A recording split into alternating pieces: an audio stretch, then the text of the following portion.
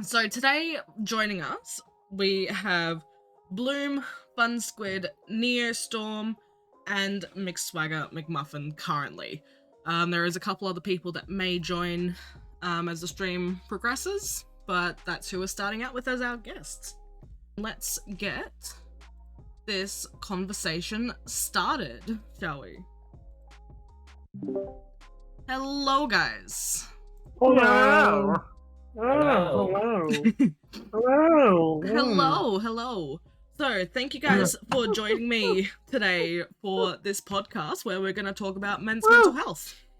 Yes, let's talk about our feelings. So we're going to start just by going down the VC list and do little introductions, who you are, your pronouns, anything like that. So, Bloom, do you want to start us off?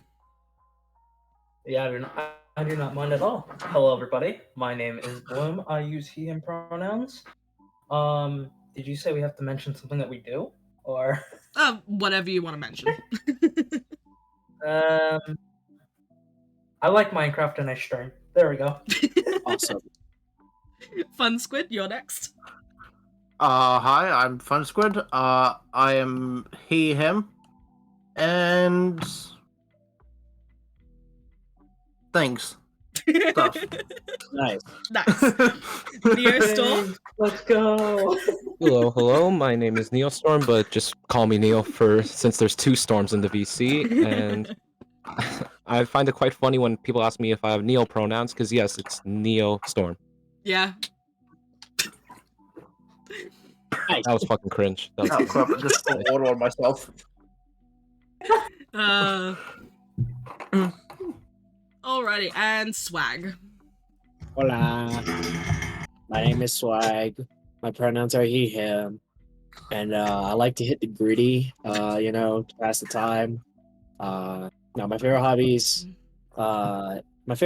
is writing, editing, do martial arts.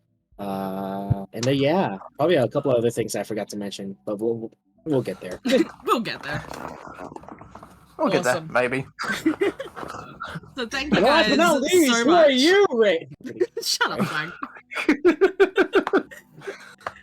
Okay, I'm Rain. I use they, them pronouns, and I'm going to be hosting this podcast. So I'm not going to be involved in the conversation too much myself. This is all for these guys here. So, let's see. Where is the topics that I put out? Here we are. So today we're going to be talking about Men's Mental Health Week, as it is nearly the end of Men's Mental Health Week, and as even you guys were saying, we haven't really seen much at all online talking about this year. So if anyone wants to start off and go first with anything they want to say.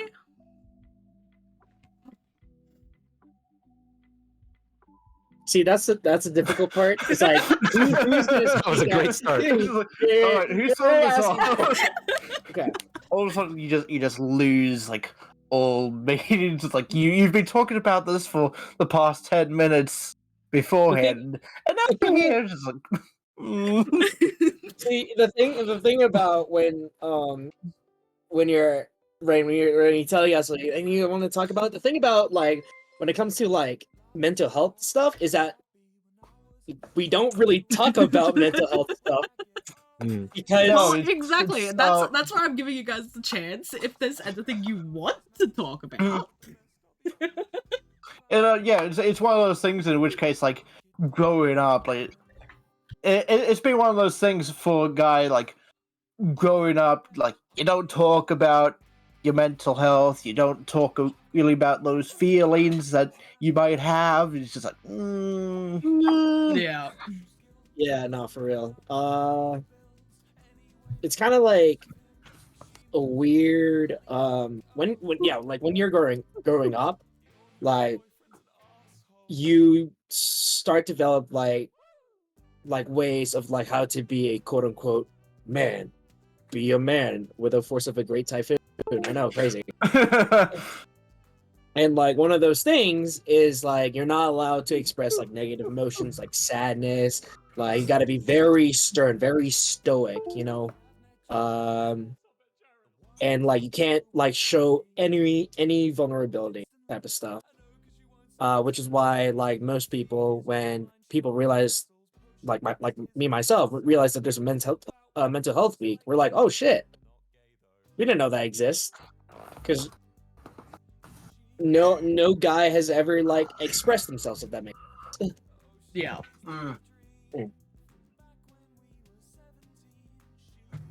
But then you get to that. I'm really thankful for my dad growing up, because my dad taught me and my brother, like, don't be afraid of your feelings. Right. That's good. Like- I don't like, think you yeah, see like, really yes. many dads who are actually like sort of like that, you know? He like growing up, like his lesson was you're the rock, you're for people, you're the shield, like to protect others, but above all, just don't let your feelings go to the wayside. Yeah. Right.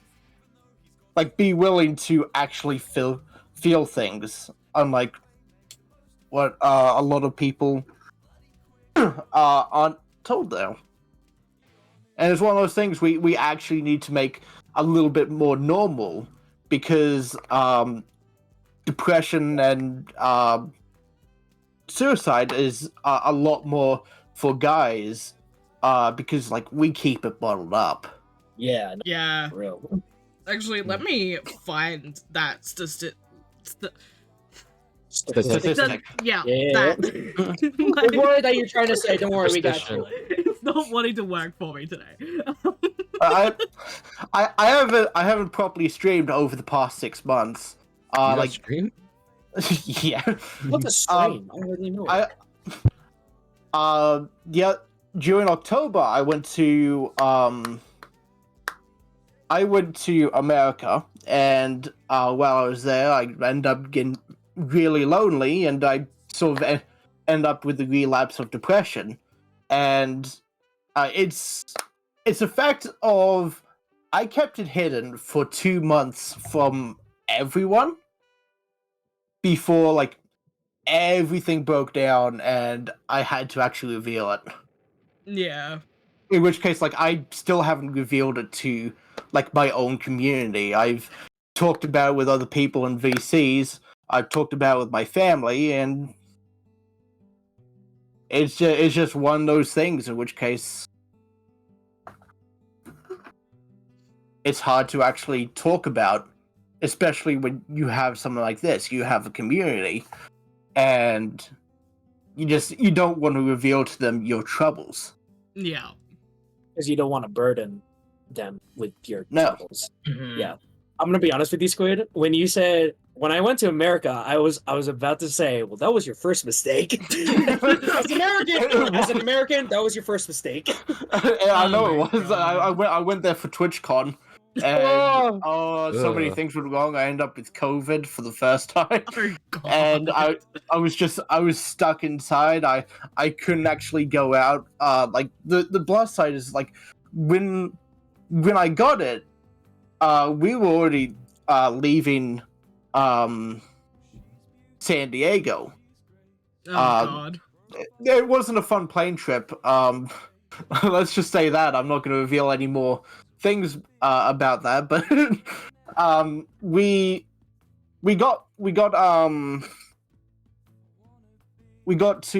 went to Denver to visit my grandparents, and nice. like we come out of the airport, and for one of the things we wanted to do during this trip was like we didn't want to go to the hospital, because last time we went to America I ended up at the hospital. But no, like one of the big things was I looked at setting up the whole trip. It was my idea for me and my dad to go over to America, and I just sort of had this sort of burden of like, I've screwed things up. I've made things like I account for COVID, but it was one of those things where like I took it upon myself. It was my fault that this sort of failed. So Yeah. Like, let's see here. Because I don't know if it also applies to like other countries as well, but like in America, we got the man of the house, you know what I'm saying? And usually the man of the house some of the times like takes up that burden of like carrying the family type of shit. And as you grow up, especially as a guy, you're gonna start to realize of like, oh my god, I'm gonna have like so many responsibilities, and it's gonna be so fucking overwhelming, and it's gonna suck, you know. mm. Let's see here. Well, I've just found the statistic, and in Australia, at least, I've known since I was a kid that like men's mental health has been a really affected thing in Australia, especially. I don't But know it. the Australian statistic is about like practically 76% of people who have taken their lives were men. gosh. Oof. So that is nearly like the majority of Yeah, people in it's- Australia who take their lives are men. It's not a good statistic, and it's sad that like there's that sort of thing. Neo Bloom. I have a question. Yeah, for it. When you think of men's mental health, what's like the first thing like you think about? Honestly, with men's mental health, I tend to like associate it with like anxiety and like overthinking, because like a lot of that, like especially with some of my friends that have like talked to about it, because like apparently they use me as a therapist. I don't know why, but like a lot of them, like a lot of the situations where they've like with their mental health like going down, it's a lot like related to overthinking, because like they're overthinking stuff. They got a lot of like activities to do, etc. like that. They have a lot of Right. responsibilities, and in high school like you got exams and everything, so there's Mhm. just a lot to like balance, and you have like, the pressure of like everyone. You think everyone's like looking at you, like you're thinking like, oh, if I don't do this, then I'm gonna be like a failure, etc. But Yeah, yeah. it's just, I know it's easy to say like you're in your own head, but it's not easy to like overcome that, because if it becomes a habit, it's hard to break that. Because like on the outside, it may not seem like a big deal, but you yourself is just like, oof, this is.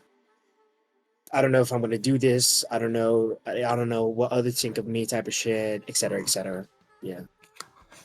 What about you, Blue?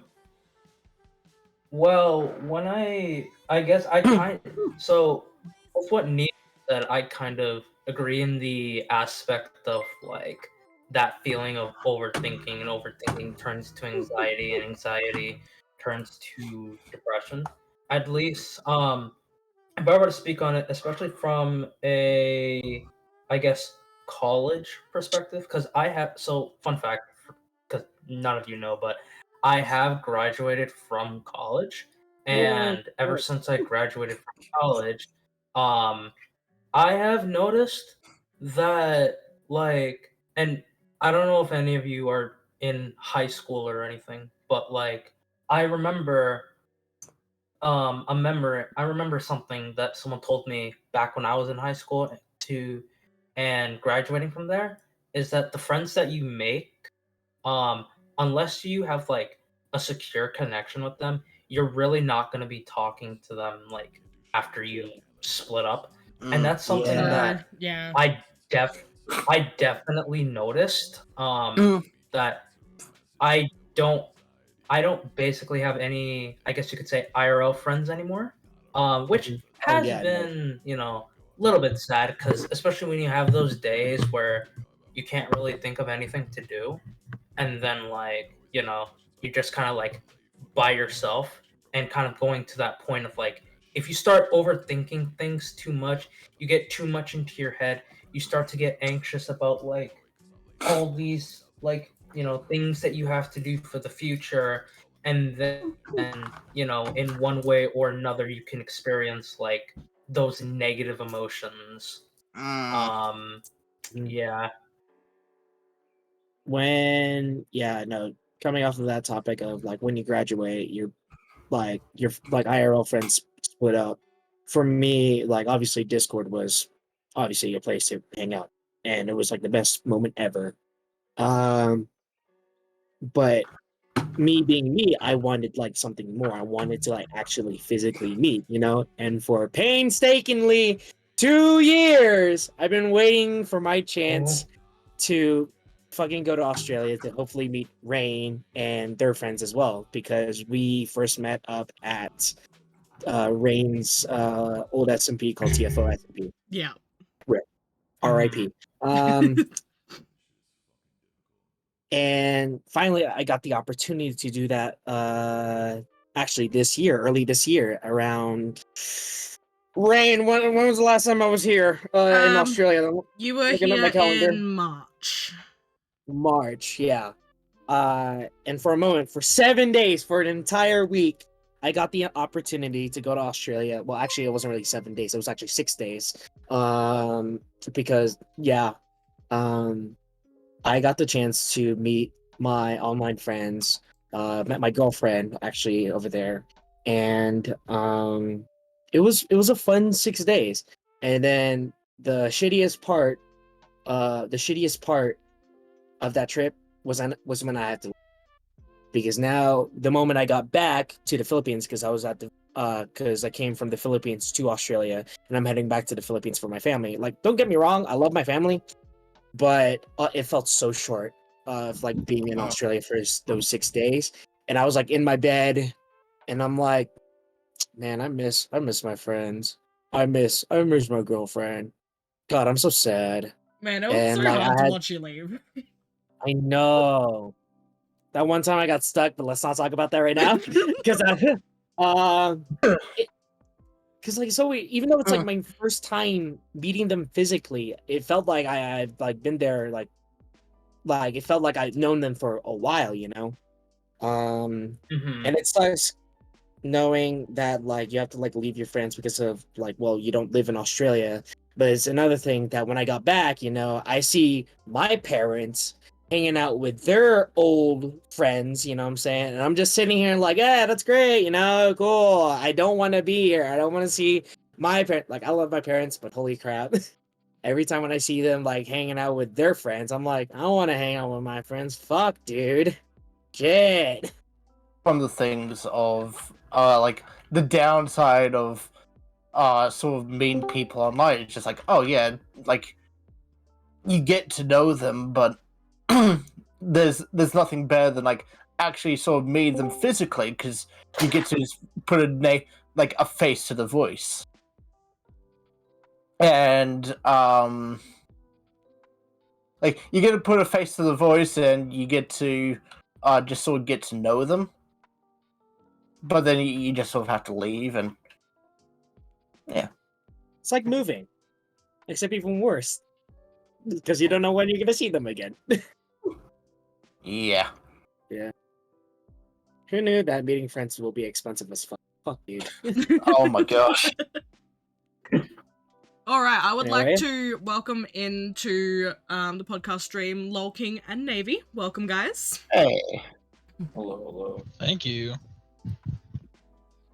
Oh. All right, let's see. Does anyone else have a topic that they would like to bring up?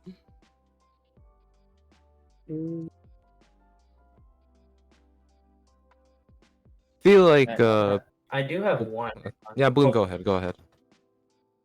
I do have one topic in mind that it's been something that I've always thought about, especially since I was young. But and this is gonna be it's a tad bit dark, but not like too dark. But something that I've always thought about is I remember when I was young, I learned that guys only get flowers really only through their funeral, and Oh, that was something that when I learned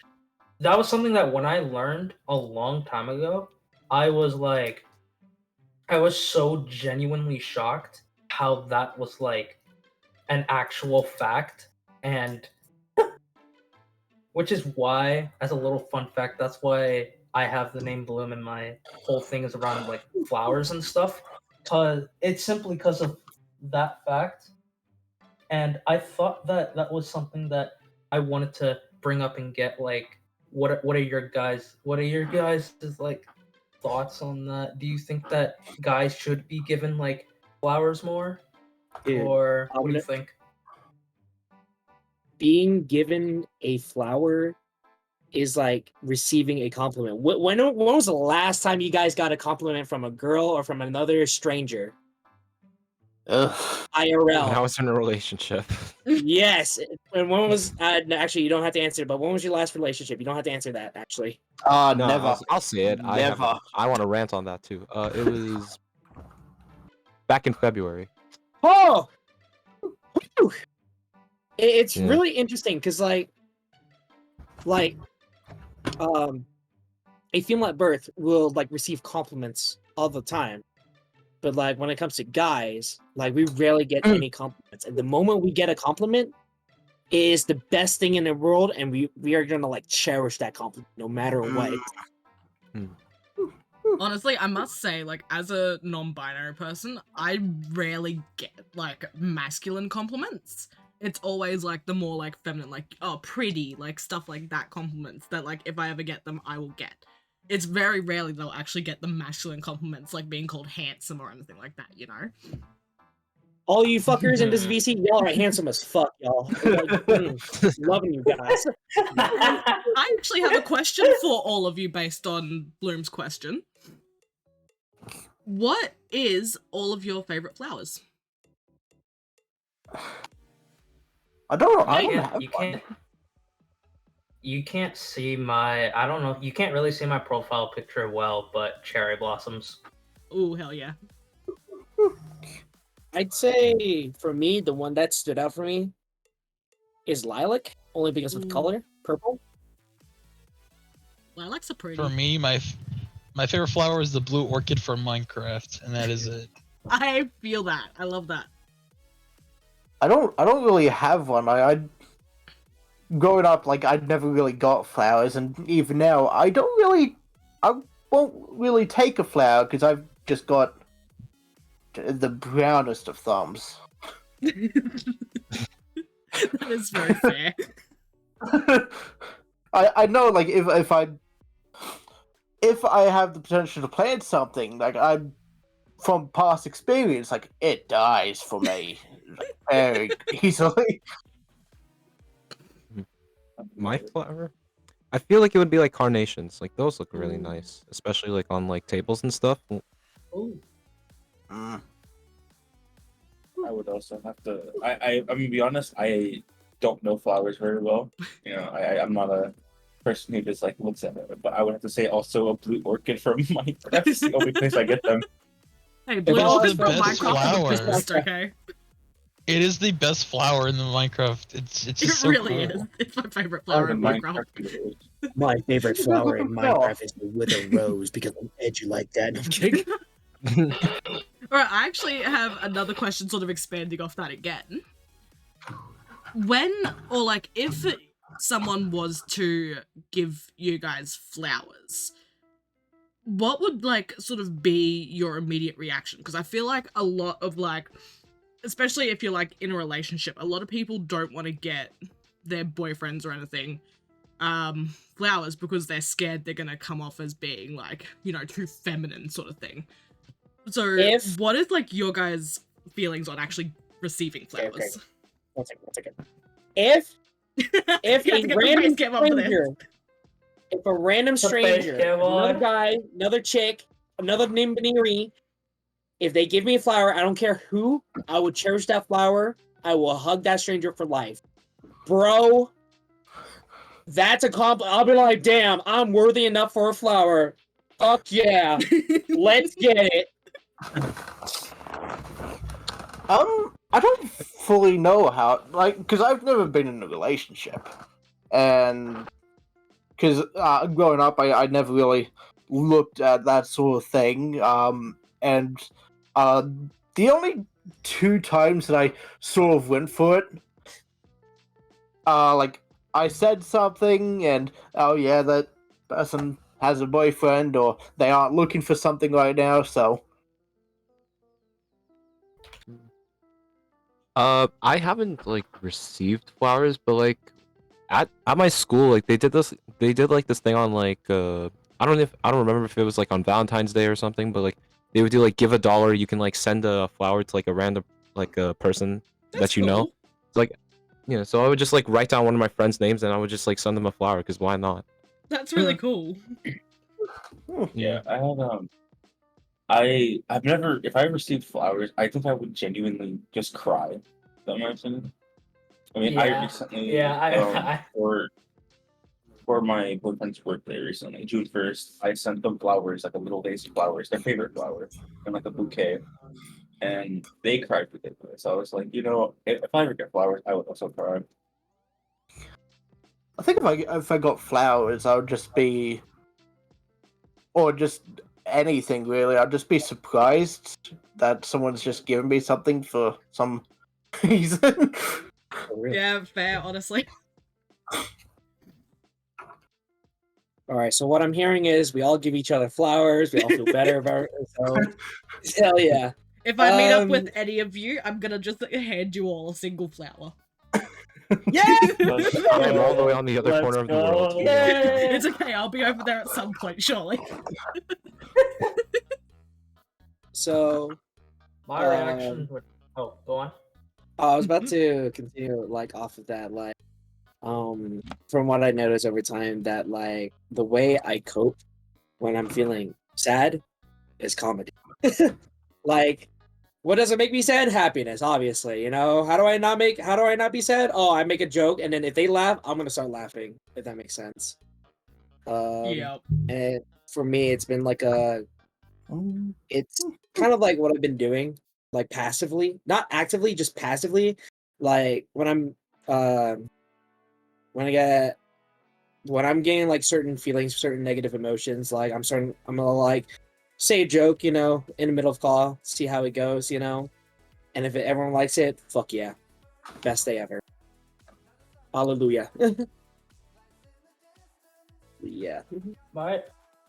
My reaction would probably be the same as LOL King. I would probably just like tear up at the idea of someone giving me a flower, because it's like, I don't know.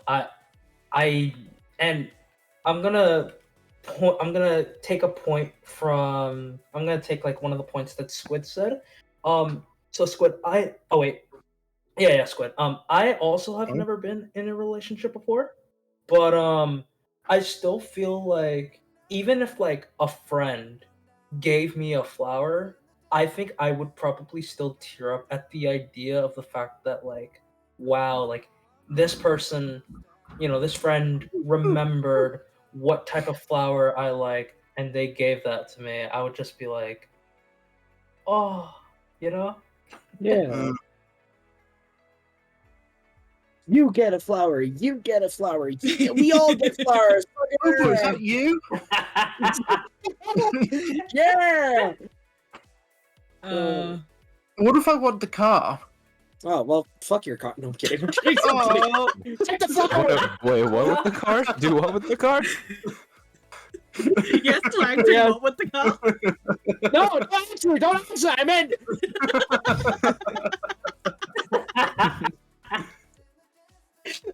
Uh, These conversations, man. even in a podcast about mental health, I know, right? Even in there's like just a a little serious bit of chaos. podcast. Serious here. Yeah, serious You're ruining my immersion, guys. I mean, a serious podcast, like any sort of podcast, needs like a type of jokester. Exactly, exactly. You need to Yeah. break it up that little bit, Little bit you know? I need to continue hiding my Yeah. depression somehow, and that's through jokes. Exactly. Yeah. Which I've actually got a question based off that, because that also leads into sort of what Swag was saying before.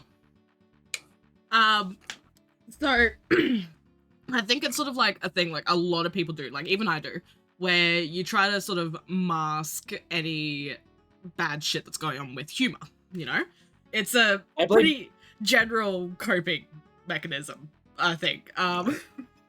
Yes, I Swag? blame Peter Parker.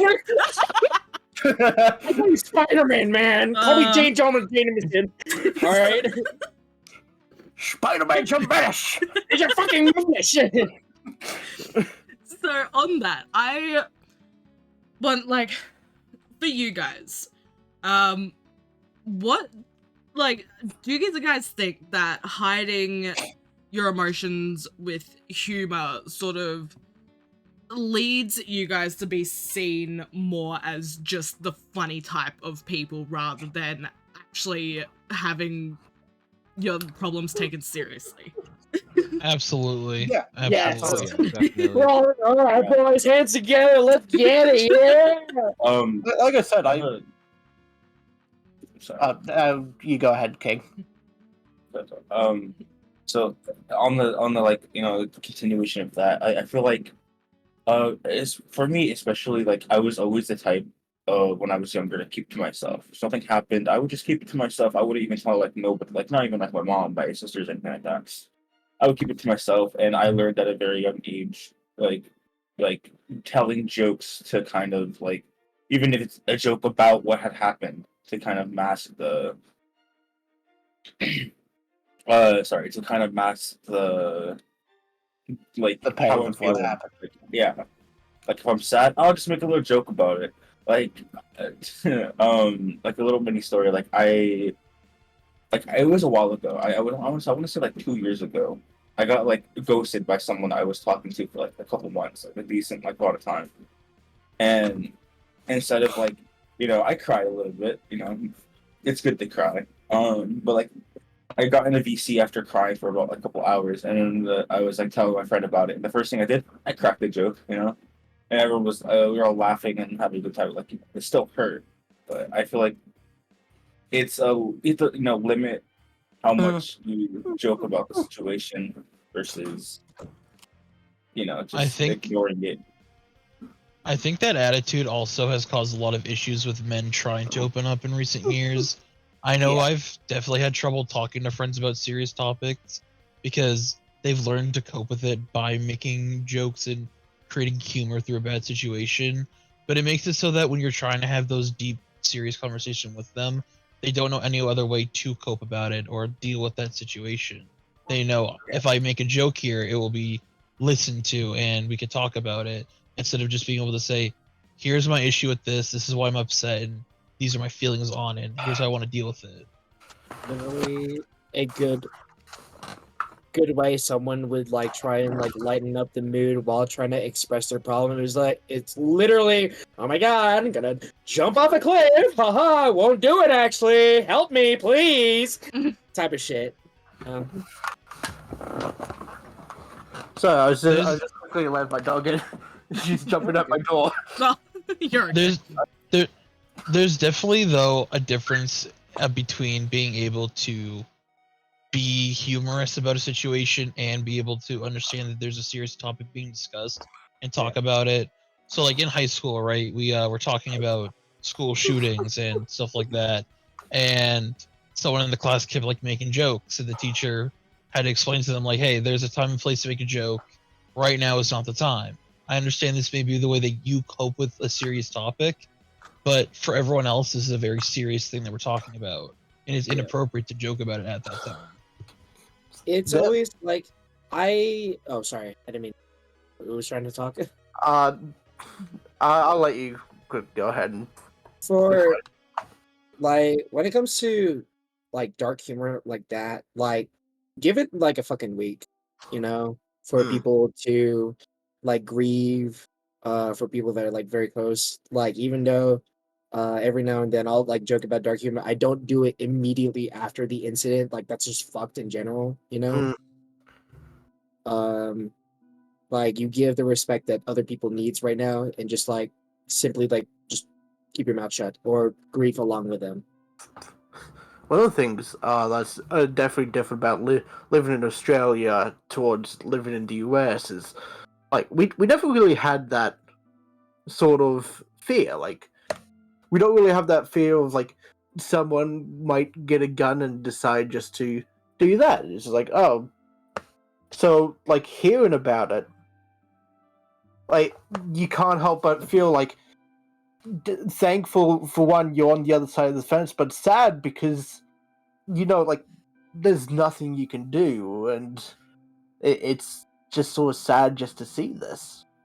Mhm. But no, yeah, the case of like that one, it's like don't immediately start cracking jokes. Don't like let people um let people grieve fast. Right. It's also about knowing your audience. If someone is sensitive to that type of humor, it's probably best to just not go that way and go a different path to make a joke. Mm. And some people will be fine with that. And that's okay. If someone finds humor in joking about a serious topic, that's completely fine. People will cope with it in different ways. But just know who you're gonna make the joke to, and try not to like be insensitive towards them. Another thing is like every joke needs a punchline. So if you just make a joke and there was like no punchline, then at that point in time, it's not really a joke anymore. It's just the fact that you're just insulting someone or you're just offending someone at that point. True. I feel like Yeah, a lot of jokes are- people sort of use humor as a way to like bully people. Yeah, no, Joke- like Jokes Use to bully people. When jokes I need to was, punch up, not punch yeah. down. yeah. yes. Yeah. For each brother. No, like you typically like if you're suffering, you'll find like you'll make a lot more jokes just to sort of hide the factor of like you're having this happen.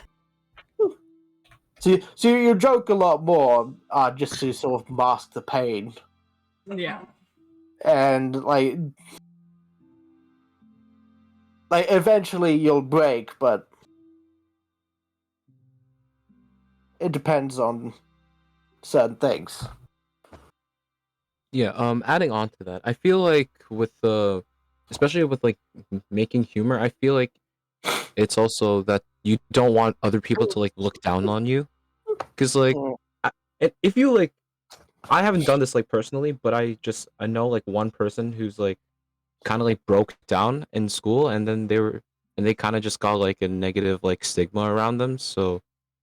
I feel like that's just like the fear of a lot of people. Like people will look at them differently. They don't want to be their friends just because they're like going through all this. So That actually kind of brings me into a question I was thinking of. How's like from school to now, how has your guys' sort of views about your mental health changed? Because I know in high school there's a lot more pressure, there's a lot of stuff going on around you. It can be a really confusing time, and then coming to be now sort of out in the real world. How has your views on your own mental health and other men's mental health sort of changed? Funny enough, I didn't really thought about my own mental health till like first day of college. Literally, the moment I was in college, that's when I know everything changed. I wasn't making as much friends that I was used to with the way I was like doing because everyone was so busy with future and stuff, and when I realized how much money per semester you got to pay, I'm just like, okay, fuck, dude, where the fuck am I gonna get the money from? America. And it's just like, it was very terrifying, like being in college and like all the shit that you do in high school, like all your Pythagorean theorem, your writing. Well, okay, actually, the writing did kind of apply in college, but your freaking Pythagorean theorem or your AP stat, like, didn't help with like dealing with college in everyday basis, if that makes sense. Like your teacher says, like, I'm gonna be strict because that's what college professors does. Actually, no, that's not how college professor acts. They just don't care. They only care if you're there. Like they only care about their work and just getting paid. You know, it is entirely college is entirely different from high school. So yeah. I'm a high school dropout, but I know like so. In the last couple of years of high school, I know like I end up with depression. I don't actually remember much during that time, but I remember sort of after that. Um I know I was treated a little bit more fragilely. Right. I think I'm not. I'm autistic. I don't fully have like the same read on people than that other people can have, but no, it was like going out of high school, like people treated me a little bit more fragile, and um when I left, like there went like a lot of my social cues. So yeah. For me, in high school, I hung out with a lot of like conservative people, and my worldview was very different than it is now. Um, I grew up in a very toxic, abusive household. Uh, won't get too much into it, but just issues with my father and stuff along those lines. And for a long time, I always had the mindset that with being a man meant you weren't allowed to talk about what upset you and your feelings. And if I ever felt weak or bad about myself, there were people who had it worse, and there was no reason to feel bad about it, and I should just like cope. And it wasn't until, like someone else said here, it was until college that I kind of sat down and like I just had like a really bad breakdown and realized that I needed like help. So I checked myself into an inpatient program, and I started doing therapy like once a week, and just like changed my entire worldview and everything I thought about. And it has changed a lot since then, in terms of like developmental, like emotional stability, to the point that, you know, I look back at myself when I was in high school and I just like am ashamed of that. Mm. But at the same time, I have to understand that that version of me wasn't a happy and healthy one, and it was one that had a distorted worldview. And I think that a lot of guys kind of had that mentality either through like socio issues or I guess like politics and stuff like that, where they see a man as the strong person that has to be tough all the time and has to, you know, just suck up all their emotions and deal with it. And, you know, everyone has emotions and they have to be able to cope with them and find ways to deal with them. And it's not healthy to bottle them up. You got to be able to let them out in a healthy manner that's going to, you know, not Mm. make you feel like shit at the end.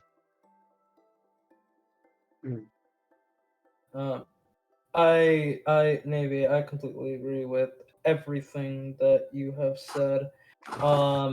Especially with the issues and stuff that even I have had with my father, because um I don't think my father's really ever understood like what mental health even was and or is, which is why I never really, I guess, like understood what mental health was until I got to college. I think it was like high school and college, and when what it was actually recently when when my father passed was actually the first time that I ever had the courage to go to therapy, and it really did kind of like help navigate and understood some of the things that I went through, and that um some of those, like, I guess you could say, toxic things that I was told, like, oh, just cope, you'll get over it with that. It's something that wasn't very healthy to do, and that, you know, kind of like taking time unpacking everything and just, you know, allowing yourself to kind of like heal slowly has been something that has significantly helped me. Yeah, a lot, Mm. at least with that journey.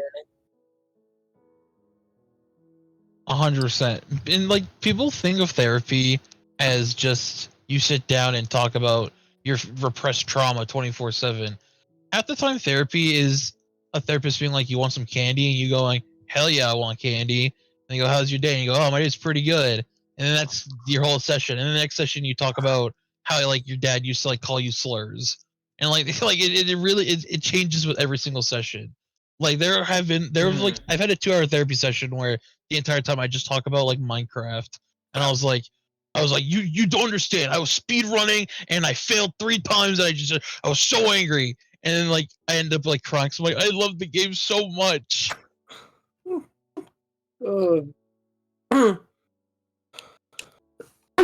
But it's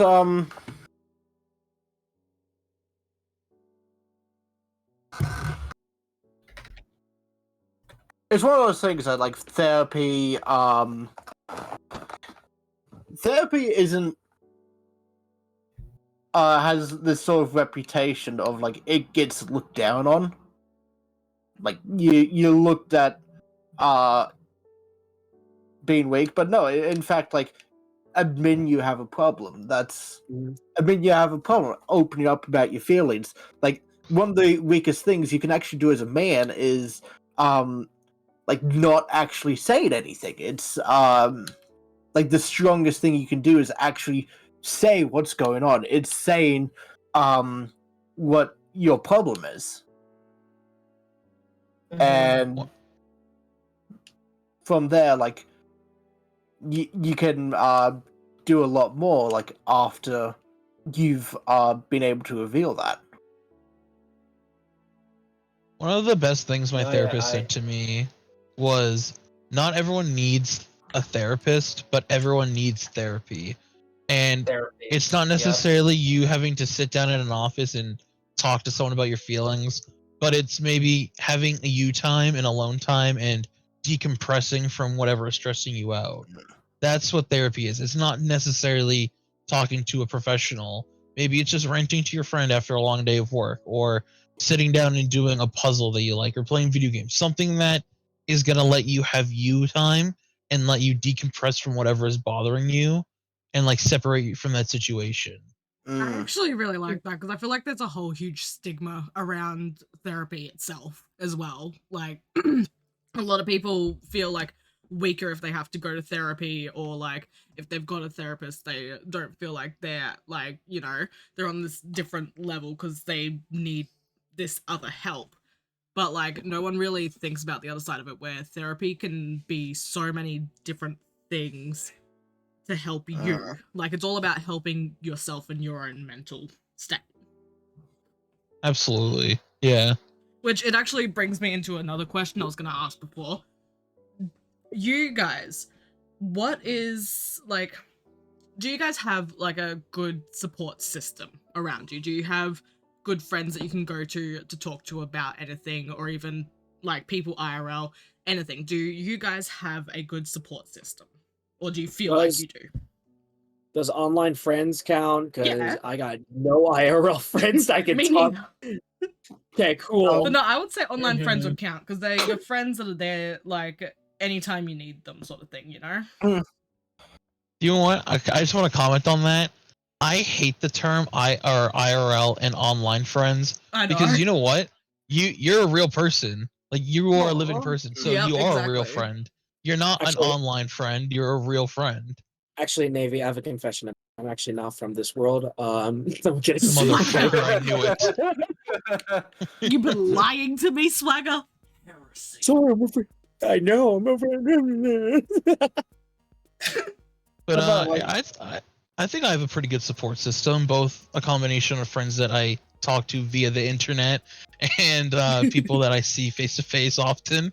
You know, building a good support system is not as challenging as people might think it is. Even if just having one, like a close friend, one, that is a support system, and that's someone that's there for you to talk to. Like if you have like one of the plus sides with me is like I'm able to go to my family and actually like talk to them about certain things. It takes me a while to do it sometimes. I know that, but like they make it known like don't force it out, like come to us when you're ready. And that's the same with like I know I still have one friend I can go to quite a lot, like actually talk to like just like someone I knew in school. I'm able to just go to them off stream, like off everything, and just talk to them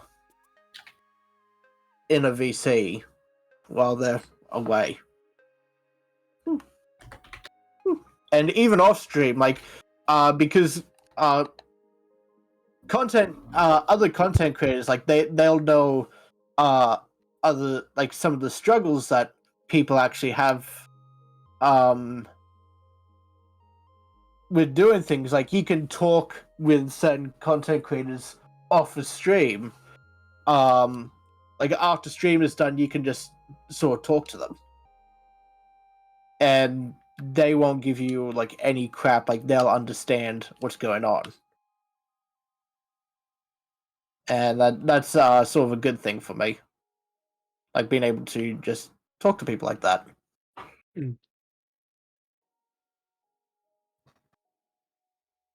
I personally feel like I have a good support system. I have like one of my neighbors, I guess, like he's like younger to me though, but I feel like he's literally like we're literally both just like carbon copies about each other for some reason. But it's like we understand how we're going because we've known each other for a while, I'd say, and we've for some reason we've been through similar experiences. So like it's also like it feels like you're talking to yourself. So I guess it feels like a bit surreal too. So yeah. Mm. And yeah, I would probably say I also have, at least online, I have a very good support system of like friends, and we usually hang out once, at least once or twice a week. But we always like message each other, make sure that each of us are okay, and that we always like reassure each other that we're like never alone. And if we're ever feeling down, we could just like reach out and we could kind of like talk about things, try to understand how things, and try to make each other feel better, which has been very nice. Mm.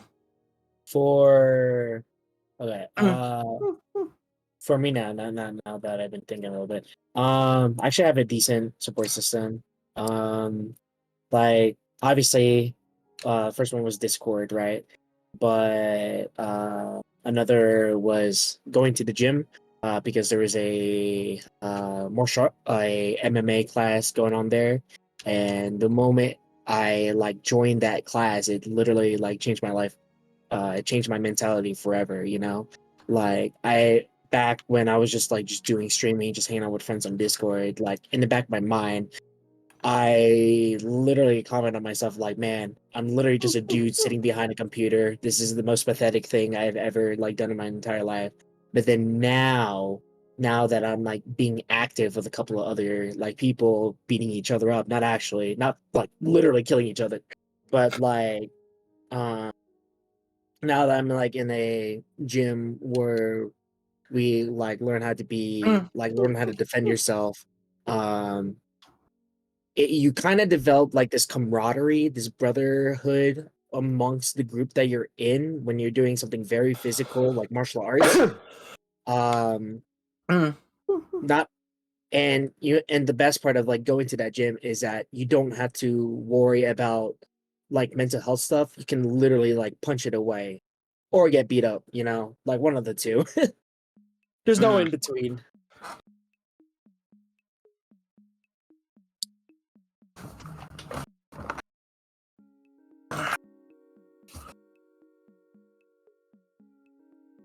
That's what we're having. That's the I weather feel we're like we having. got. Here we go. Sorry, I was just I feel like we looking. got to that quite well. I was just looking at some more statistics. I got it that time. Yay! So, oh, hello. So here's another one for you guys, sort of bringing back to that thing of actually seeking help for your thing, for any mental health. When, like, with what I was saying before, how it's like 76% of suicides in Australia are men. Mm. There is another one here for Australia that only 37% of men who suffer any mental struggle will actually go and seek help. And for the number of male suicides that happen, that is such a low number of men who actually go and seek help. So, is there, like, anyone, like, any other guys in your life that you know have actually gone to get help, or is it sort of just a thing where most men that you come across, it's sort of just a blown away thing, like they just deal with it themselves?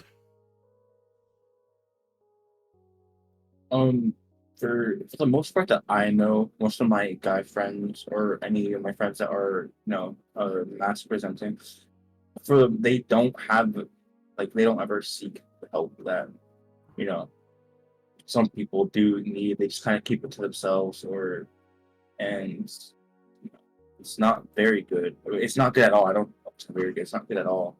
I know I'm guilty of the same thing. I don't really talk to anyone, or I just kind of keep it. Yeah.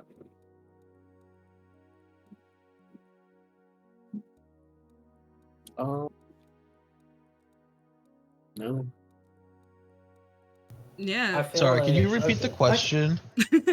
Is there any other male people in your life who you know have actually gone to, like, get help for whatever they're going through mentally, or do they just sort of blow it off?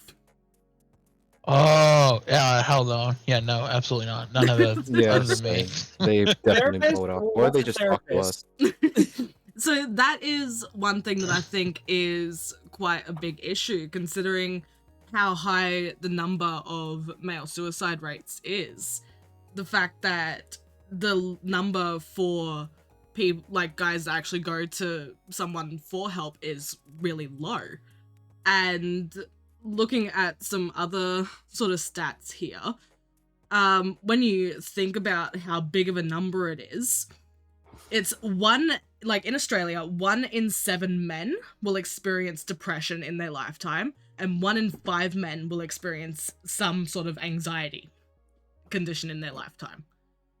And when you think about that, that is a lot of people that, like, will deal with that.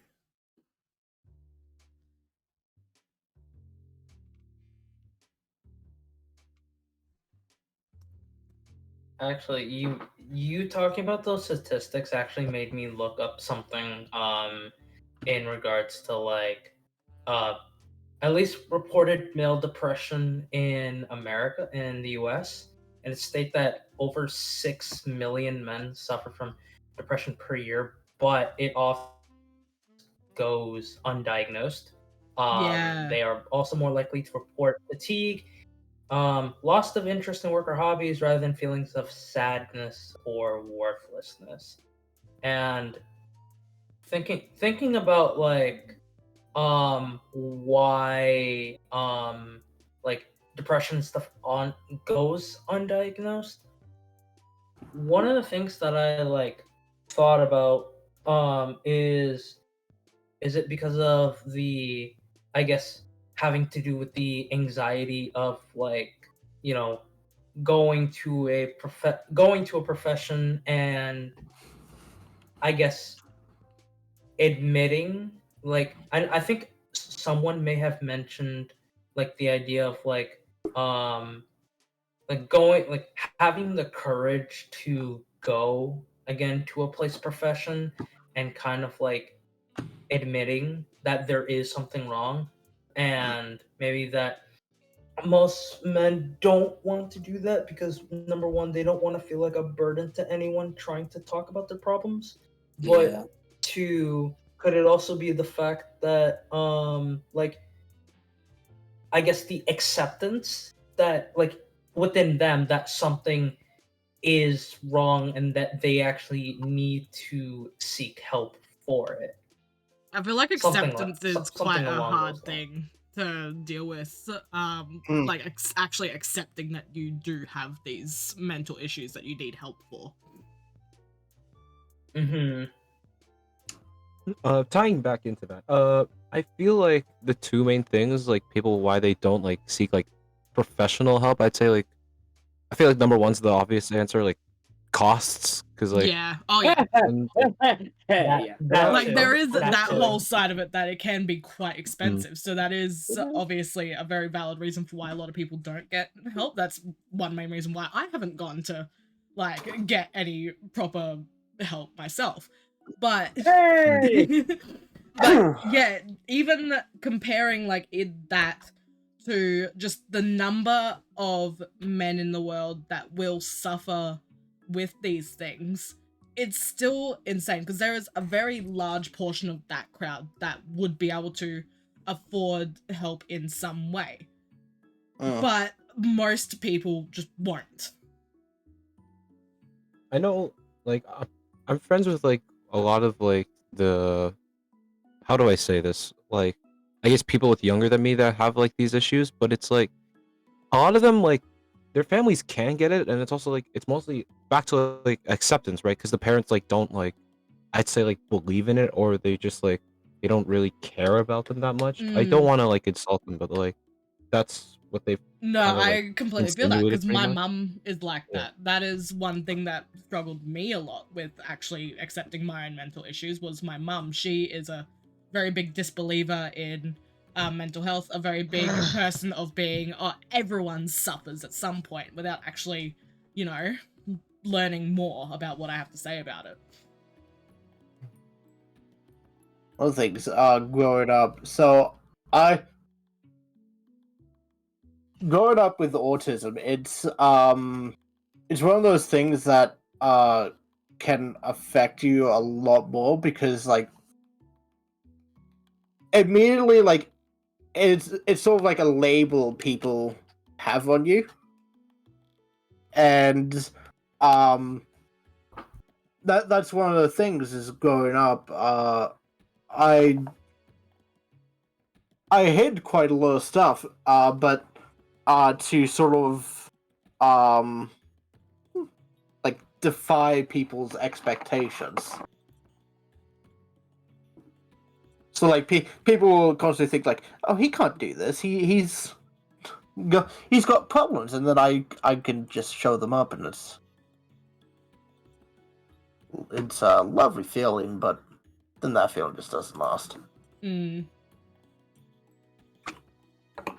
Which, here's one other question. It's sort of gonna be bringing you guys onto sort of a little bit of a happier thing.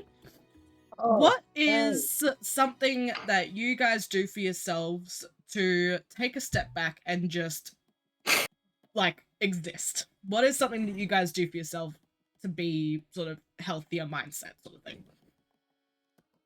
A lot of gaming. Yep. I thought you were about to say. I genuinely thought you were about to say a lot of gay sex. I was like, okay, calm down, man. I'm straight. I'm straight. I have to say that. I'm straight. Okay, you're good. You're good. But no, I'm not gonna lie. Like we're doing this right now. I'm currently playing like Dreamlight Valley. Oh, nice. Oh my god. I'm sorry, The but sound the best thing Discord's ever fucking done was add that soundboard. No, It it's is not. my favorite. It is my favorite feature. No, my partner abuses the shit out of it. I hate it. I I had my friend Emma freaking out the other night because I just kept doing this over and over again. Oh I my hate you so god. One of And my she was like, "Guys, someone's knocking on my walls!" one of my friends has one in their server that like they'll join my server and just use it, and it's just the Discord join noise. Oh, So they'll just play that over and over again, and we're all sitting here like, what the fuck is Discord like freaking out? I had to turn that down, like all the way Back down, onto the because topic. when we did the or when I played Gmod the other like a couple of weeks, not a couple, like last month, like we had the thing of like we kept having like the vine boom happening Oh and my all that, god. and we just sort of had to turn the vine boom and the yippee. Oh What was that god. one? But we had to turn that down because it was just like, oh yeah, someone just kept spamming it. Thank you, Swag. I No guess. problem, no problem. But yeah, so back onto that topic though. What is something that you guys do for yourselves to just feel a bit better about life, really? Use the Discord soundboard. I knew Ah. no one's gonna say that. Mostly play Minecraft, honestly. Play video games, just like talk to friends, do social things, I guess. I don't know, just whatever I can help like decompress me from a long day is what I do. Yeah. I like to me- cook. Oh yeah, please. What do you like to cook? Okay, so like I'm mixed, so I'm like half Indian, half Filipino, but I'm more in touch Yeah! with like my. Sorry, Yeah, sorry. let's go. Yeah, no. What it's do you fine. I was Yay! waiting for it. As soon Yeah. as you said Filipino Filipino, I bit- was waiting for it. Fellow Filipino, let's go. Yeah. Okay. But yeah, I like to like cook a lot, and I don't know, like my sister, like I have a sibling. My sibling likes to bake a lot, so it's like Hell yeah. we usually like, yeah, we like to like cook a lot of stuff, like mostly Filipino meals. I don't, I Well, like- sometimes cook like Indian stuff, but like, I like the Filipino food much better. Lumpia. I love food. Mm.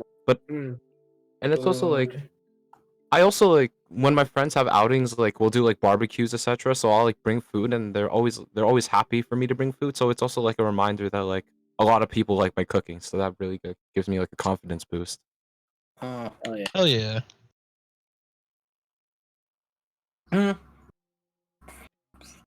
For me, I guess one. oh. Go on. For me, it'll definitely be martial arts. The reason being is that like I remember a time where me and my dad had an argument at the gym, and he mentioned me like not being tough because like I couldn't like take any hits and all that. And then he left me at the gym, which I was like, okay, cool. And I was like bottling it up, you know. And right before class starts, I told my coach like what just happened recently, and the moment I started explaining, I started like sprouting out tears, and I profusely apologized like a lot of times for me, like I'm so sorry for crying, I'm so sorry for crying, and he's like, no, it's okay, man. And it was like, how about this? How about you and me? We roll around, we wrestle a little bit, and we'll see how you feel.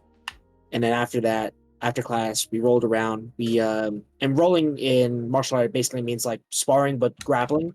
And I genuinely feel a whole lot better because of that.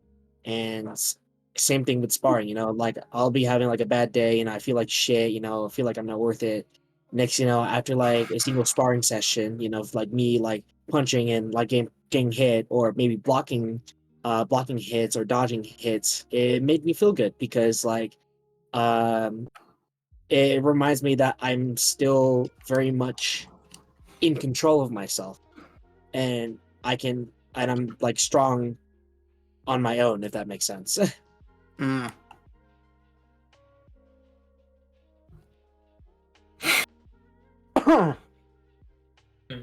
Okay. One thing that I do. That would work. One thing that I usually do when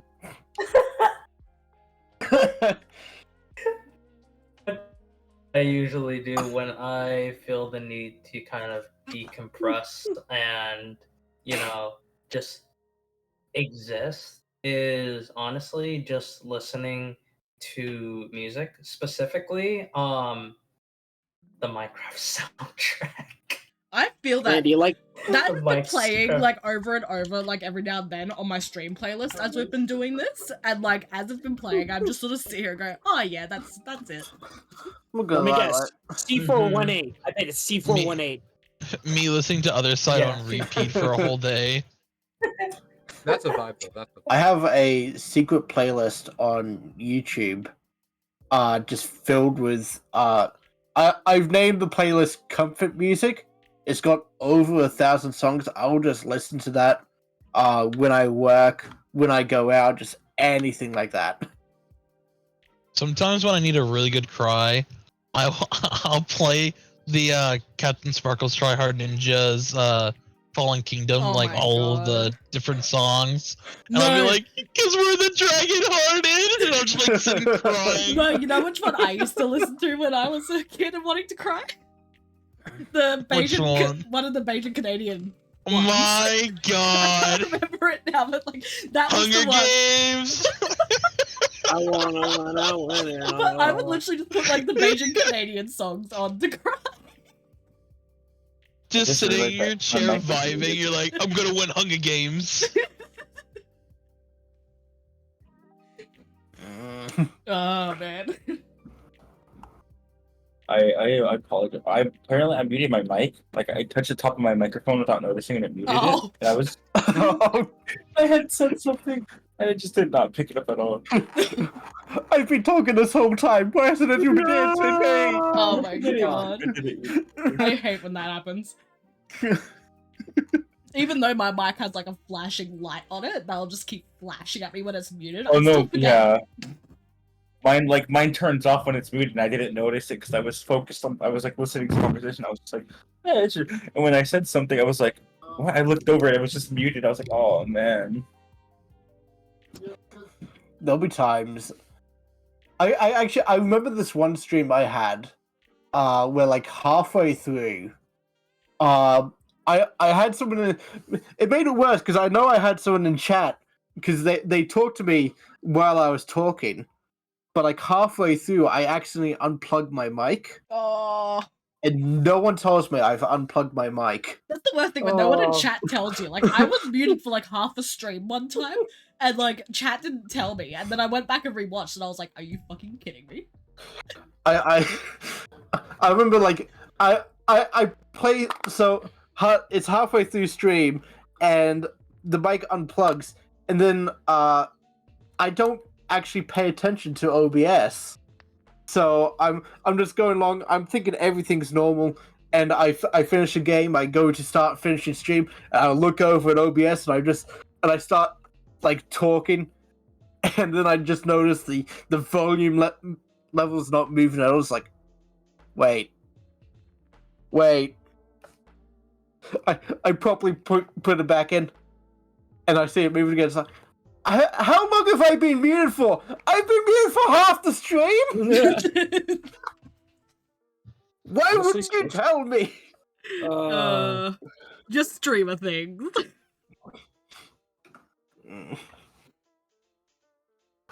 Let me see.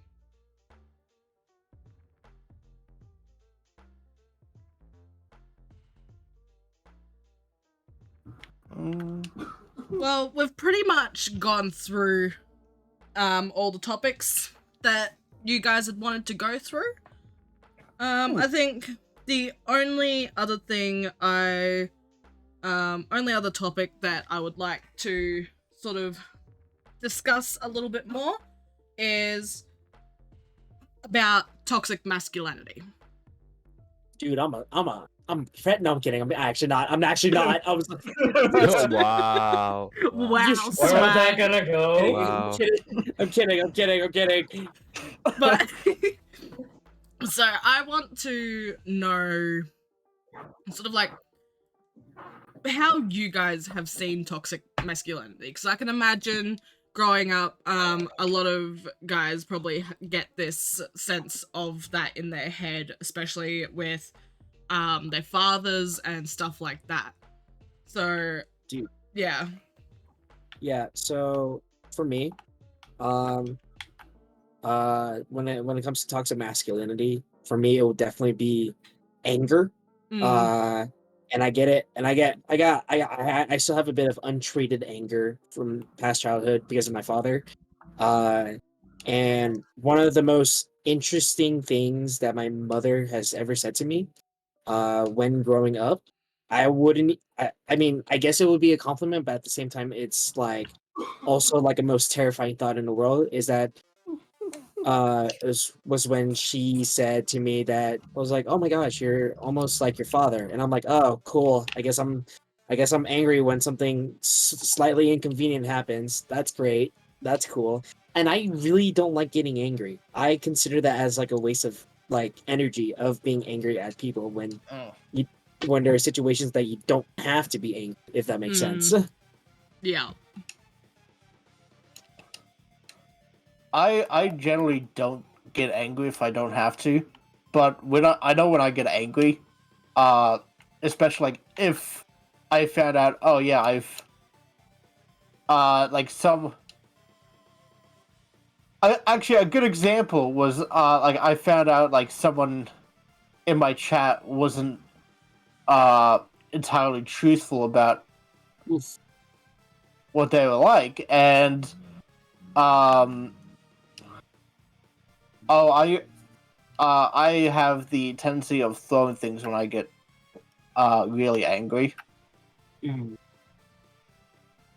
And like that's when people know that I'm that level of anger, because they will just hear a thud as something hits the wall.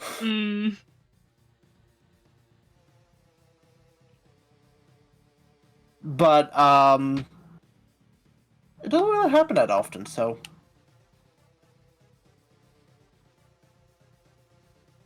I guess going along with that, and going along with the I believe it was Swagger who talked first, right?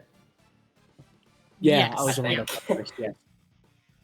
But I can kind of relate to some of the things that you were talking about, especially with like that sense of like anger that I had because of, you know, all the negative experiences that I went through with father. But since growing up, I managed to calm that anger down, and now it just resorts to just crying, because I feel like I would rather just cry than, at least for me, I would rather just cry and tear up than to get angry, because I don't like getting angry, and it's very at this point now, it is very, very difficult to genuinely make me angry. But yeah, I just resort to crying and coping around that sense of toxic masculinity. Yeah. he's breaking things. If you heard that, if you heard a thud, that was my brother closing the door. How heavy is the door? Oh my god. That was the. No, it's okay. Sometimes we'll be on VC and me and my partner, like, we'll just be chatting and then all of a sudden someone will close the back sliding door and it's got like a really loud screech to it. And so we'll be on VC and people just stop and go, "What the fuck was that?" Yeah, the back Oh, door. people do that when I kick my mic by accident. Well, I'm 20, and it's been like that for as long as I remember. So it's been like that for the last 20 years. So you can do it. We've been planning for a place for about 10. Doesn't surprise me. But no, I will say, God. growing up, I didn't really have the thing of knowing toxic masculinity. I think the thing that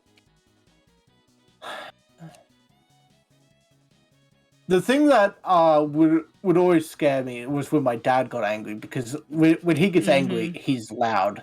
That is definitely something I picked up from my dad. Is like when I'll get angry, I'll also be loud. Like I will yell at someone if they make me mad. But like that, it didn't really come up that often. So like I would. It will only really come up like if we've done something wrong, or if it was at someone else. But no, I never really saw what it was actually like. So I don't really like back when I was young. I don't think that there was like, I wouldn't say like toxic masculinity, but like I think Swagger has also experienced this. But like we get compared to like a lot of like relatives, like are like people around our age, like oh, like they're doing so well in class, like oh they're so much better at sports. Why Like, can't you be a doctor like your brother? Fuck you! I mean, fuck, dude. What do you want from me? Yeah. So I feel like there's like that stigma of like being compared just because like you're not as good as them, and Right. so I feel like is that toxic masculinity? I wouldn't say so, but it's like it's just toxic in general because like Yeah, it's just it toxic shows in them. general. Yeah, it's like it shows like you're beneath them in some way, and Yeah. I think with that coming back good- from your parents, sorry. it's like yeah. Sorry. No, you're okay. You're good. This when I think a good example for like toxic masculinity when it comes to like comparing family is like, let's say you're just like it's just in a way that like of relatives like saying that why can't you be like strong like your older brother or type of shit like that. I never got into that situation, but I think that's like a good way of like saying like that's kind of in a bit of way toxic masculinity, because you're setting like masculine standards that like you don't have to be strong to be masculine. I mean, if you want to be strong, good, but like being strong is not a requirement to be masculine. You know what I'm saying? Yeah.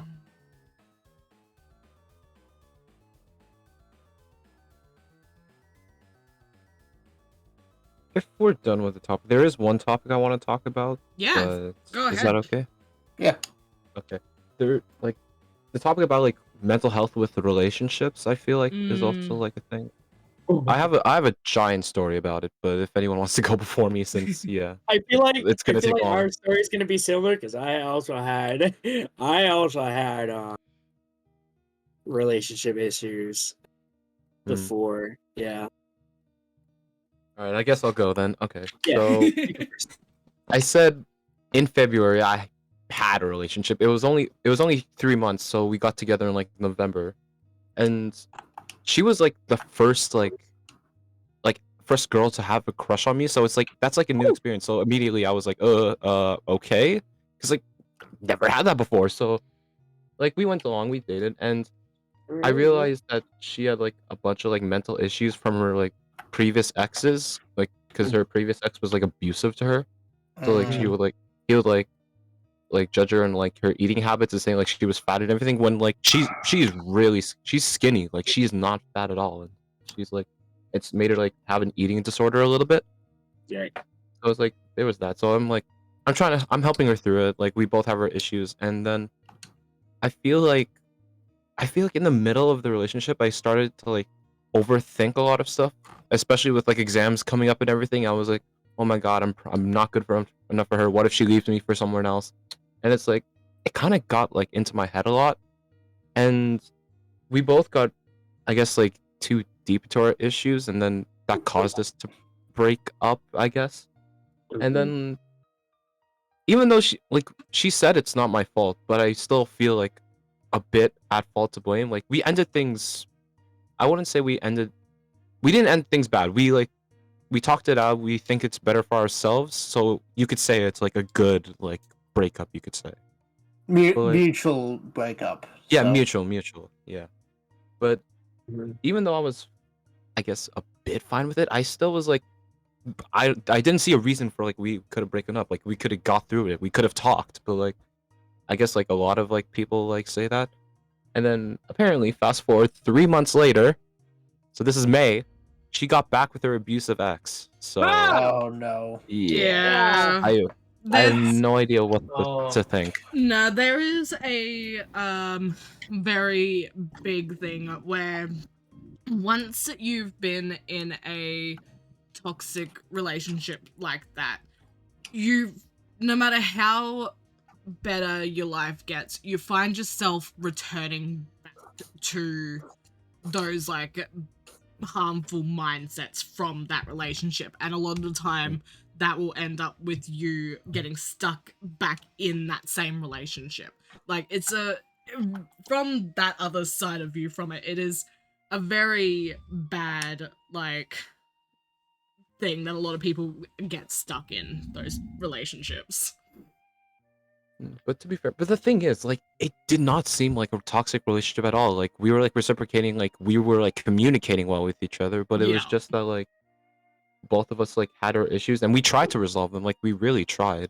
Like, we had like late night talks and everything. But it's just like I, I just don't know.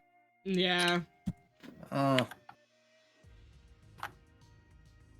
yeah, I started talking about it with other people, I guess like therapeutic wise, and then they gave me like their own experiences, and it helped me through that, and they also helped me to realize how much red flags I fucking missed. Yeah. So I'm glad to that. It brought me and my friends closer, so I'm thankful for that, and I'm thankful for the experiences we had in the relationship. So at least I guess I should be grateful for it. But It's one like, of those experiences where you can sort bitter. of learn from it. Yeah, it's like bittersweet. You could Yeah. say. Mm-hmm.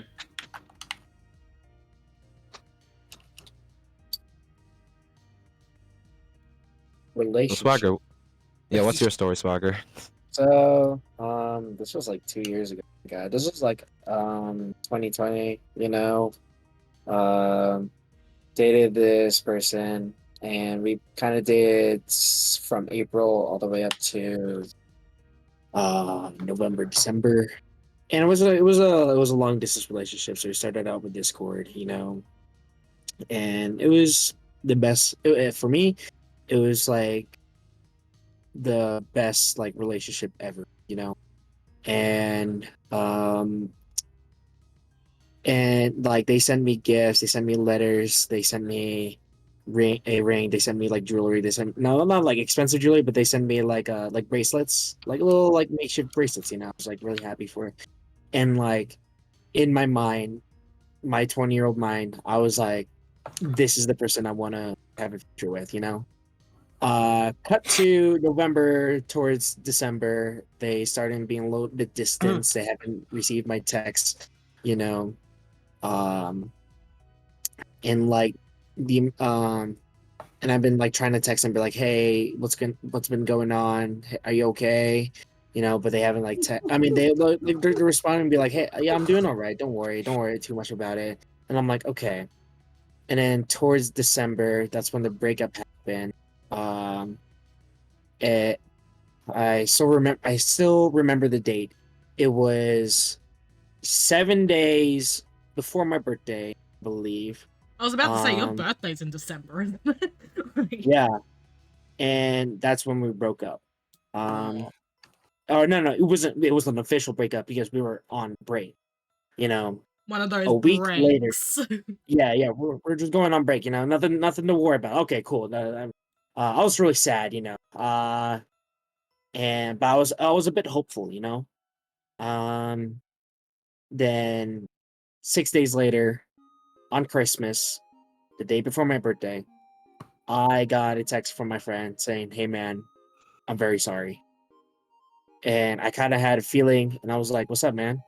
And he was like, "Yeah, so remember your ex?" I'm like, "Yeah, why? Yeah, so they like me, and we're starting dating, and I just broke down in the middle of a family party, on Christmas, a day before my birthday.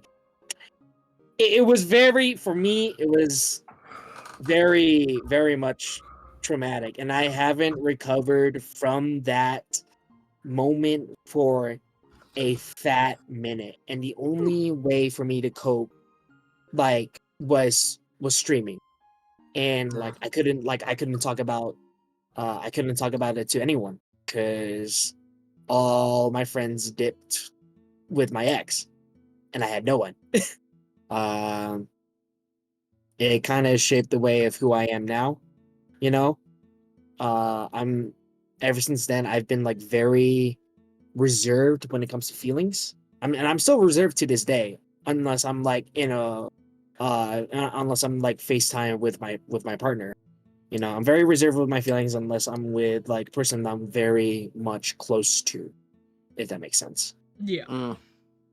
Moral of the story: relationships, like to people who are not in a relationship is not a requirement of being a guy, you know. Live out your best life as being a single. You don't like make the most of it, and your partner will like come sooner or later. You know, it just comes by. You know, it's part of life, if that makes sense.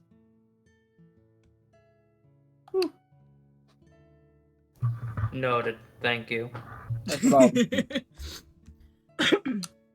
Oh, yeah, was another- sort of like something that we were talking about yesterday on the Era Ace podcast me and Uni did. Was one of the members of that podcast was a cis male, and he was saying how as a single guy who's ace and Arrow, you know, not gonna be in a relationship, it's really hard to find somewhere to live, like really hard to find someone who will actually rent out to like a single guy, like. And that actually surprised me when I heard him say that, because in my experience with trying to find like places to live and everything, is that I've found a lot of people are more willing to rent to like single guys rather than to like roommate chicks. Like, hot single guys near your. Sorry. shut up, Swag. Alright. Oh. I thought that was a soundboard. So did Really? Really? Yeah, it sounded like it. Hot single guys near your location. All right. Well, I've got one more question to end off Okay. this podcast. Are you sad? No.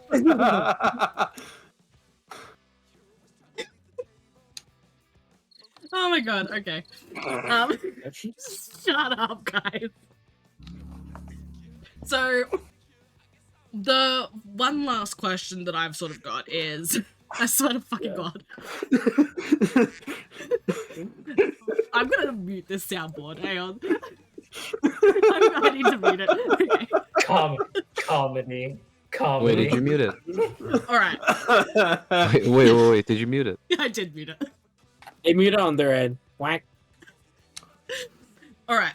So my final question I've got for you. Man, am I right, guys? I have a soundboard connected to my computer. You're not getting away from it. Okay, listen. Neo is being you. Let's hear. Neo is literally being you, just Let's using the hear. soundboard. All right.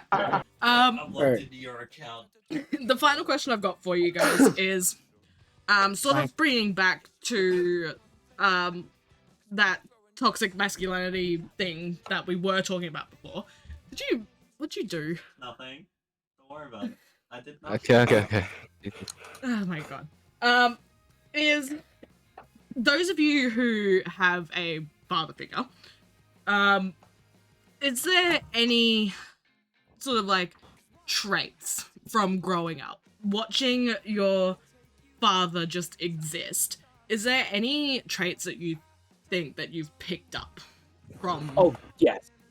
Oh, definitely. So yeah. let me.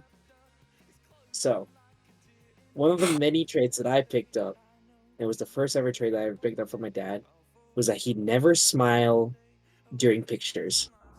There are rare chances that he'll smile for a picture, but most of the time, his face is very stoic. And I think growing up, I picked up on it, and every time, like we do like a high school photo or a like if I'm like taking a photo of like a identification card, I'll ask them, hey, can I be like neutral stoic expression? And they're like, yeah, you can be as serious as you want. And I was like the first thing that from my father. I was about to say, like, don't they tell you not to smile in passport pictures and stuff? I just asked anyway. Oh, Yeah. I'm kind of grateful that I didn't pick up any of my father's traits because he's dead. So it'd be really awkward. oh, Oh. oh. I did not mean to laugh. Wow. Don't worry. It's completely fine. I only laugh because, like, even though he's not actually dead, he's dead to me, my father. So, Sorry. No. I welcome Monster. Mine was actually a piece of shit. You have the Feel face cam on. That's not. I'm not laughing. Swag's like, I'm not gonna laugh. Swag, Look like, at face I'm not, cam. gonna, I'm not gonna make myself cancelled today. I just pictured Jesus looking at. Fuck. We'll cancel today. Oh You my agree with god. that? Everyone goodbye from the to our stream is queen. cancelled. We're getting a tweet longer written about us, guys. I'm gonna make an extended Twitter thread tonight about all of you for this. Oh no! Oh no, I'm getting canceled. Oh no.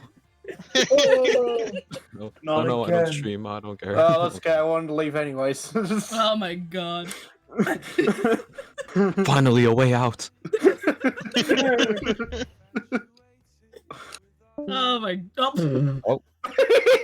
Oh. Okay, guess he left. I pressed the wrong PC. Whoop. Oh my god. So anyone else? Anything that you guys picked up from your father? I can say one thing I picked up from my stepdad because my real dad not really English very often, like very much. But one thing I picked up from my stepdad was like, it doesn't matter if it's like a positive or a negative trait. Does that really? No. Can be a Okay.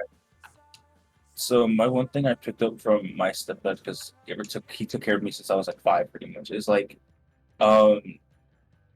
whenever he's upset, and I realize this too, and I'm trying to change it. Whenever he's upset, he would just like go like complete shutdown mode, or he wouldn't even talk to like my mom, or he wouldn't talk to like any. He would just like sit in his room and he would watch his show, and he would just like sit there quietly, just like do nothing about it. Kind of like a mini tantrum, but without actually tantruming, yeah, just that silent tantrum thing. Yeah. He's like sulling, right? I don't know if that's the right word for it. Sullying? Sulking? Yeah, Sulking, yeah, sulking, Yes. sulking. Why the fuck did I say sullying? Fucking Monsters Inc. type shit. I want to say 2 traits. One of them is like, in our family, like, he's very like, he talks, but like he's just quiet. And when I was young, apparently I was like very quiet for some reason. So I think I picked up on that because my mom and my sibling are like very loud. Yeah. Well, yeah.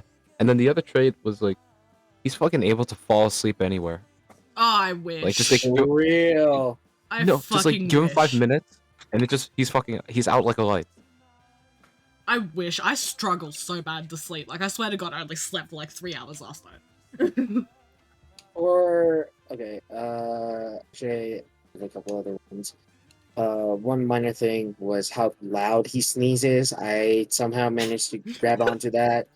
And another thing, like when I said, like when my mom told me that I'm just like my father, I get I get very patient.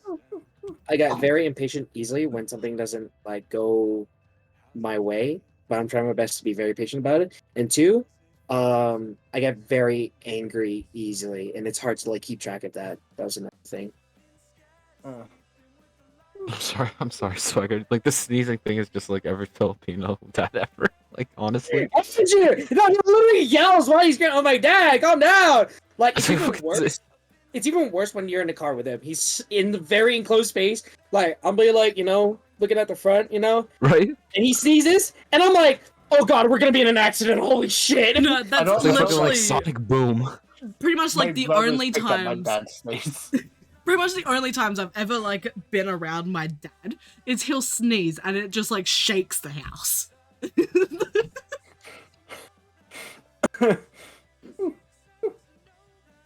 The last time I was with my dad, he gave me $100 to help fold his laundry, Hey yo. and then I didn't see him I'll ever get again. allowances. Allowances? Allowances? Oh, no. Never It heard of wasn't an it. allowance. He was buying my love. Don't worry. He was trying to buy Yeah. my love. That's my dad. That's He's my like, dad. hey, Which my dad hey, got? sorry I haven't seen you in like 10 years. You want to help me fold my laundry? And I was like, who are you?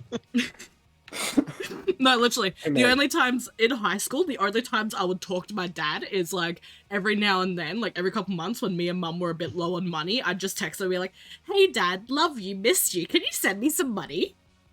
That's the only interactions I really have with my dad. But hey, it worked. All through high school, he was sending every few weeks like $500, so. You gotta Like, guilt fair trip. dues, You gotta fair guilt dues. trip them. Oh, It's yeah, the OP 'cause he- strat. No, he earns so much money, but he's like basically never been a part of my life. And he claims that his money is just constantly disappearing because he drinks it and smokes it up the wall. Like, so me and mum would just do a guilt trip thing, and mum's like, come on, you're his daughter. He actually loves you. Can you just text him? Hey, if it works, it works. I I don't. like how me and Neil were like, y'all get allowances? Shit, dude. We don't get paid at all. Fuck, dude. Oh, That's man. allowances. That's just responsibility. I hardly knew her. My allowance is my job. Yeah. Alrighty, is there any other topics anyone else would like to bring up before we end off? I'm good. I'm going with the flow. Same. Honestly, I think everything we Hey, what the talked fuck? about today Yo. has been Hey, Okay. oh, yeah, I got that. Hold on. Nuh-uh. No. I think everything that we've talked about today overall has been very nice. Not only has it been like we've talked a lot of stuff that's serious, but I think we've also had like the combination of funny moments as well, which makes it like overall like such a good vibe. Yeah, And I think it's I'm good having kinda that glad- mix of like kinda- happy moments in there. Yeah. I totally agree. Oh, God damn it.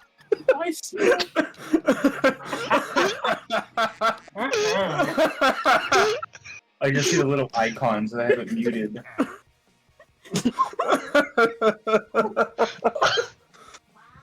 If you can put on the soundboard, I'm gonna need my partner to finish the stream for me.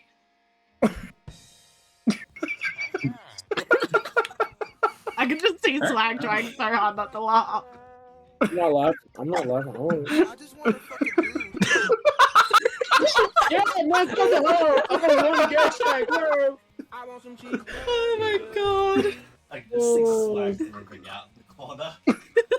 That's all I can see. Alrighty. Well, Yeah, we Yeah, achieved the end okay. game. Achievement. I think we're gonna end Achieved off. the end. Alright. I see that joke. Wait, Rain, don't worry. Hold on. Unlocked, I podcast done. wait. Perfect outro. Here you go. Oh god. Oh my god. Oh, Well, my guys. no. You Men. guys. Oh my god. Well, you Oh. know what they say in men's mental health. Gay sex. Oh my god. Thank you, Swag. No problem. Alrighty. thank you guys so much for joining me for this podcast. This was really awesome, and I think we did talk about a lot of really awesome stuff. Oh man. And before I end off, I want to remind everyone that Men's Mental Health Month is November. Yeah. So, in I am November, actually doing something for that. Yeah. We had a month? Yeah, the month. Fuck Yeah, yeah. So it's called in November. November, I may be doing another one of these men's mental health podcasts. But yeah, I'm gonna be trying to do these at least once a month to talk about some important topics. So just keep an eye out for that whenever. And if we want to go down the list, and just if you guys want, let the chat know your like where they can find you, your tags and everything. So Bloom, if you want to start off. All right. Well, pretty much on every platform, it's Bloomsome. So BLOOMSOM, and usually, if the profile picture that you'll see is probably me in a pink hoodie. Very likely. Oh well. No, someone was in the kitchen. Alright. Fun Squid, if you want to go next. You can find me on YouTube and Twitch under Fun Squid Tag. Or if you want to go on, if you have Twitter, Fun Squid tweets. Awesome. Neo, if you want to go next. All right, it's Neostorm on all socials. You can find me obviously Twitter, YouTube, Twitch. Even though I haven't streamed in like a year, I guess I just have no fucking time. You can find me on Facebook Marketplace. No, I'm kidding. Facebook Marketplace, the ultimate platform. Yeah, you'll find my stuff there. No, I'm kidding. But yeah, I'm hoping with the summer I'll actually have time to do stuff. So we'll see what happens. Hell yeah.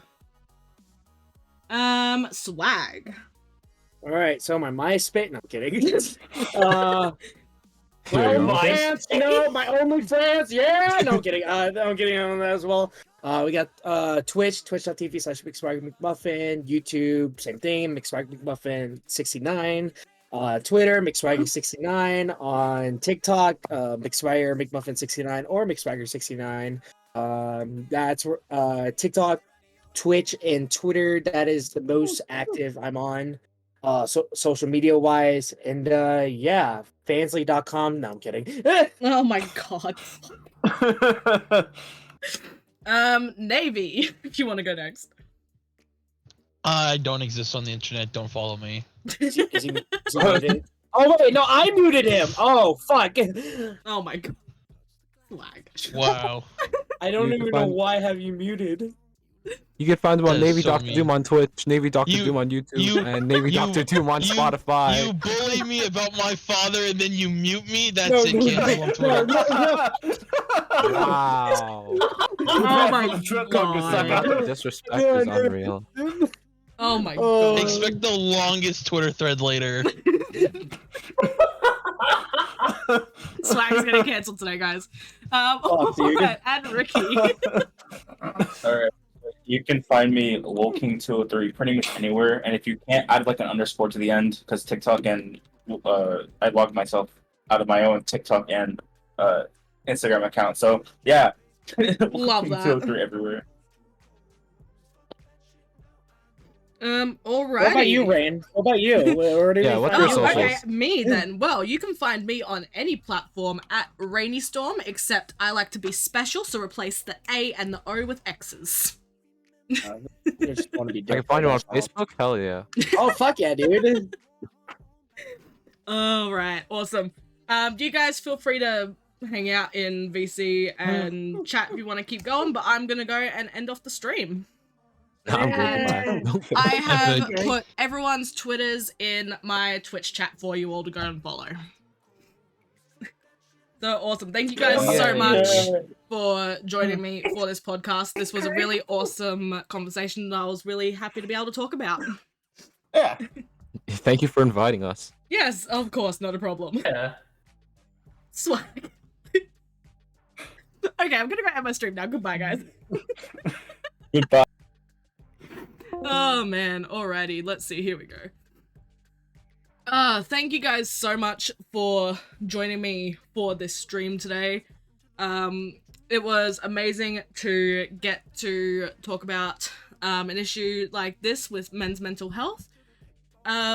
So yeah, I'm going to be hopefully doing some more of these podcasts over the rest of the year. My goal is to try once a month to do a podcast about a new topic. So keep an eye out on my Twitter.